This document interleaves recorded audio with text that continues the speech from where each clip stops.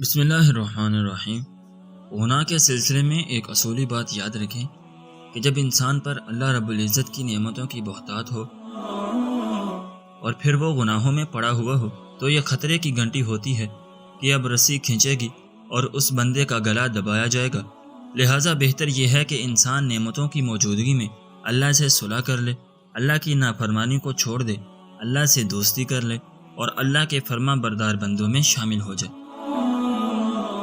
ہمارے اکابر کو اللہ تعالیٰ جزائے خیر عطا فرمائے کہ انہوں نے تفصیل سے بیان کر دیا ہے کہ نیکیوں سے انسان کا دل منور ہو جاتا ہے، گناہوں سے انسان کا دل سیاہ ہو جاتا ہے۔ دل منور ہو تو اس کی بھی علامات ہیں اور دل سیاہ ہو تو اس کی بھی علامات ہیں۔ یہ ایک فیصل میزان مل گیا۔ ہر انسان خود دیکھ سکتا ہے کہ میرا دل منور ہے یا میرا دل سیاہ ہے۔ دل سیاہ ہونے کی 3 علامتیں یہ ہیں۔ پہلی علامت کے گناہوں کی جھجک ختم ہو جاتی ہے، گناہ کرنا کوئی بڑی بات نظر نہیں آتی۔ نوجوان لڑکا کہتا ہے کہ میں تو غیر محرم سے بڑے آرام سے بات کر لیتا ہوں۔ لڑکی کہے گی کہ یہ تو میرے لیے کوئی بڑی بات نہیں، میں تو لڑکوں سے آرام سے بات کر لیتی ہوں۔ یہ جو جھجک ختم ہو گئی، یہ جو شرم ختم ہو گئی، یہ دل کے سیاہ ہونے کی پہلی علامت ہے۔ دوسری علامت یہ ہے کہ نیکی کرنا بوجھ محسوس ہوتا ہے۔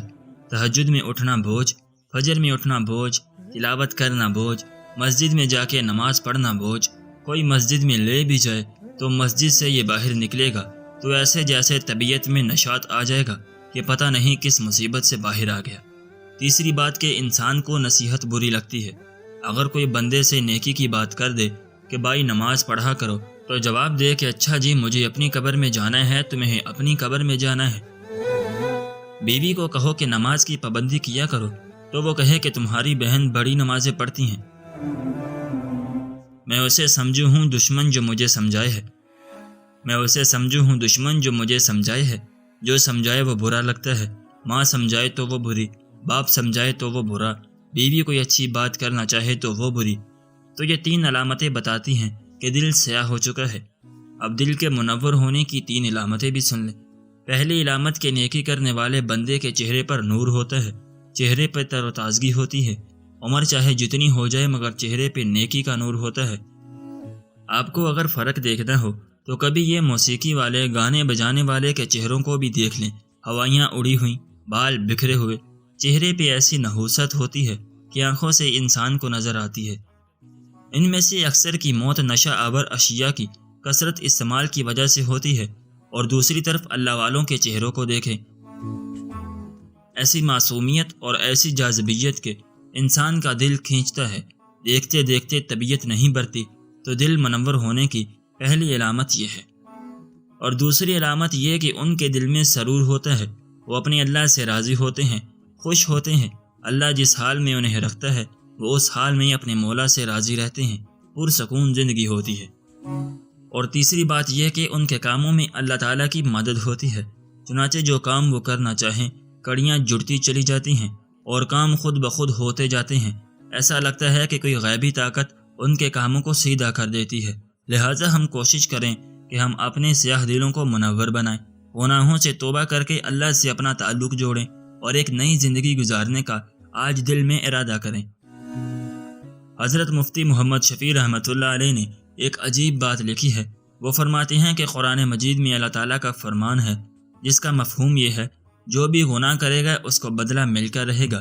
تو فرماتے ہیں کہ گناہ کا بدلہ آگ میں جلنا ہے، لہٰذا جو بندہ بھی گناہ کرے گا اس کو اس گناہ کی وجہ سے آگ میں جلنا پڑے گا۔ مگر فرماتے ہیں کہ آگ 2 قسم کی ہے۔ ایک آگ تو یہ ہے کہ دنیا میں اس گناہ پر ندامت ہو، شرمندگی ہو اور انسان کا دل کڑھے کہ میں نے کیوں گناہ کیا، اس کو ندامت کی آگ کہتے ہیں۔ اگر وہ بندہ اس دنیا کی ندامت کی آگ میں اپنے آپ کو جلا لے تو آخرت کی آگ سے آزاد ہو جائے گا، اور اگر دنیا کی آگ میں نہیں جلے گا تو پھر اس بندے کو یقیناً جہنم کی آگ میں جلنا پڑے گا۔ اب دونوں میں سے جو آسان ہو وہ اختیار کیجیے۔ ہم وہ لوگ ہیں کہ دھوپ کی گرمی تو ہم سے برداشت نہیں ہوتی، جہنم کی گرمی کیسے برداشت کریں گے؟ عورتیں کھانا بناتے ہوئے کبھی انگلی جلا بیٹھیں تو 1 مہینے تک اس کی درد نہیں جاتی۔ انگلی کے جلنے پہ اتنی تکلیف اور درد ہوتا ہے تو جب پورا جسم آگ میں جل رہا ہوگا تب کیا حال ہوگا؟ اور اس وقت تو وہاں کوئی ساتھی بھی نہیں ہوگا۔ اب تو گھبرا کے یہ کہتے ہیں کہ مر جائیں گے، مر کے بھی چین نہ پایا تو کدھر جائیں گے۔ تو آج وقت ہے کہ ہم اپنے گناہوں سے سچی پکی توبہ کر لیں، اپنے اللہ سے دوستی کر لیں، اللہ کے فرما بردار بندوں میں شامل ہو جائیں اور آئندہ نیکوکاری کی زندگی گزاریں۔ اللہ تعالی ہمیں اپنے مقبول بندوں میں شامل فرمائے۔ ناظرین، ہم امید کرتے ہیں کہ آپ کو آج کی ہماری یہ ویڈیو پسند آئی ہوگی۔ اگر آپ کو آج کی ہماری یہ ویڈیو پسند آئی ہے تو ہماری ویڈیو کو لائک کریں اور اپنے دوستوں کے ساتھ شیئر بھی ضرور کریں، اور اگر آپ نے ابھی تک ہمارا چینل سبسکرائب نہیں کیا تو ہمارے چینل کو بھی سبسکرائب کر لیں۔